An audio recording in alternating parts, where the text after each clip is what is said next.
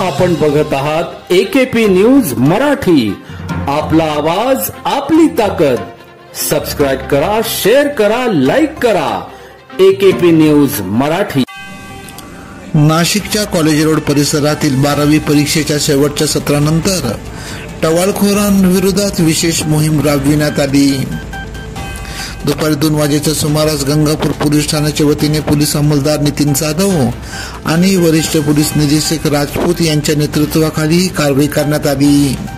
या मोहिमेदरम्यान पोलिसांनी एकूण 204 जणांवर कारवाई केली। यामध्ये महाविद्यालयीन परीक्षेच्या पार्श्वभूमीवर शहरात टवाळखोरी, वाहन नियमांचे उल्लंघन आणि सार्वजनिक ठिकाणी गैरप्रकार करणाऱ्या विरोधात कठोर कारवाई करण्यात येत आहे। विशेषतः परीक्षा केंद्राबाहेर गर्दी करणे, वाहतुकीला अडथळा निर्माण करणे आणि शिस्तभंग करणाऱ्या तरुणांवर पोलिसांची करडी नजर आहे। या कारवाईमुळे कॉलेज रोड परिसरातील नागरिकांनी समाधान व्यक्त केले असून भविष्यातही अशा कारवायांची आवश्यकता असल्याचे त्यांनी सांगितले।